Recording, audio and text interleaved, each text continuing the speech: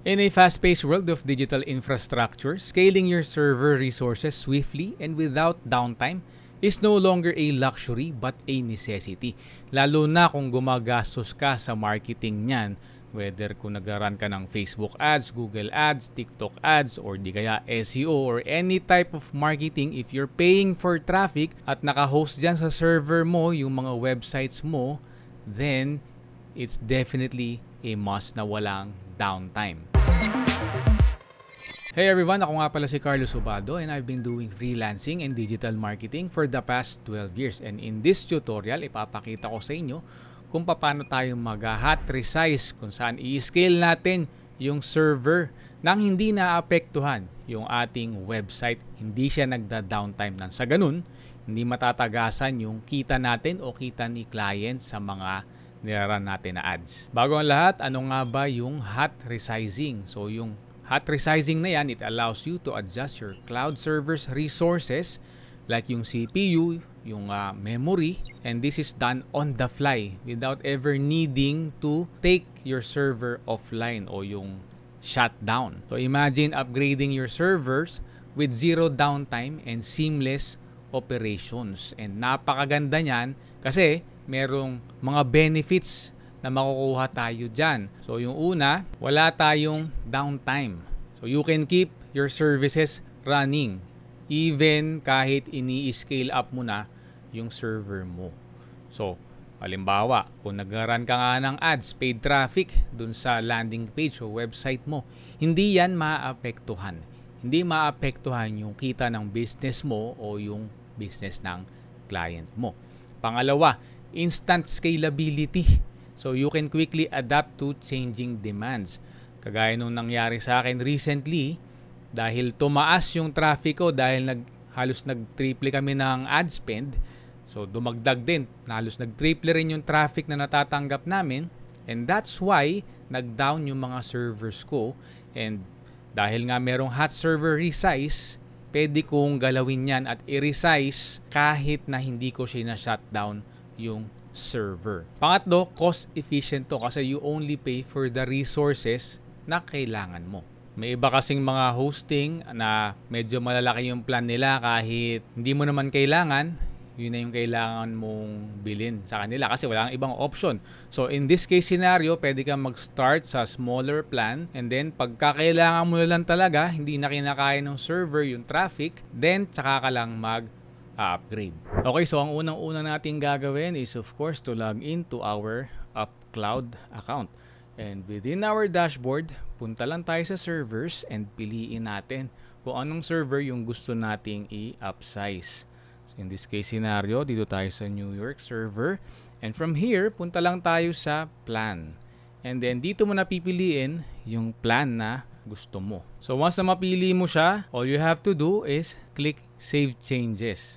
And automatic na magre-resize siya without you shutting down the server. So mangyayari yung resizing ng server na hindi apektado yung website mo, wala magda-downtime. Kung nag-run ka ng paid traffic, like me, hindi maapektuhan yung kita mo o kita ng kliyente mo. And also, take note, kahit na hindi ka nag-shutdown ng server, actually, kakailanganin mo pa rin na i-shutdown yung server kasi ang gagawin lang nito is papalitan niya yung memory, pero yung storage niya, kailangan mo pa ring baguhin. So, to do that, punta tayo sa storage. Tapos, kung mapapansin nyo, 40 yung binili natin na storage. Pero dito, 35 GB lang. Pero ang kagandahan dito is kahit tumatakbo yung ads mo, hindi mo kailangan itigil. Hindi mo kailangan i-pause. Unless kung 24/7 siyang tumatakbo. In my case scenario, right now, naka-pause yung ads ko dahil madaling araw doon sa west. So ito na yung perfect time para i-shutdown ko yung server at i-resize. Again, ano yung i-resize natin na kailangan ng shutdown? Yun lang, memory. So gawin natin yan. Let's click shutdown. So it does take some time na mag-shutdown siya. So I'll pause the video for the meantime and resume it pag okay na. Okay, so na-shutdown na yung server natin. So this time, pwede nating i-edit ngayon yung ating memory. Okay, to do that, kita nyo to. Kinik ko lang yung edit and then dagdagan natin to. We can also type here 40 and then click save and then save changes and resize file system and partition. Tapos magkakaroon siya ng prompt na ganito na mag-install ka ng backup. So just in case kasi na magkaroon ng problema dun sa ating resize, pwede kang bumalik dun sa server backup natin. So may monthly price siya pero don't worry, pagka naging smooth naman, walang problema yung ating resize, kakancelin din natin yan. So in this case, for now, i-confirm muna natin para meron tayong safety na backup. So again, it's doing its thing, nagre-resize na siya. It will take a minute or two. So for now, i-pause ko muna uli yung video. So yan, successful yung ating pag-backup at pag-resize ng server. So ngayon naman, pwede na nating i-start again yung server. So to do that, just click this start button right here. Okay, so starting siya and again, it will take a minute or two. So again, I will pause the video for now. Okay, so tapos na yung pag-server start natin. As you can see, green na uli.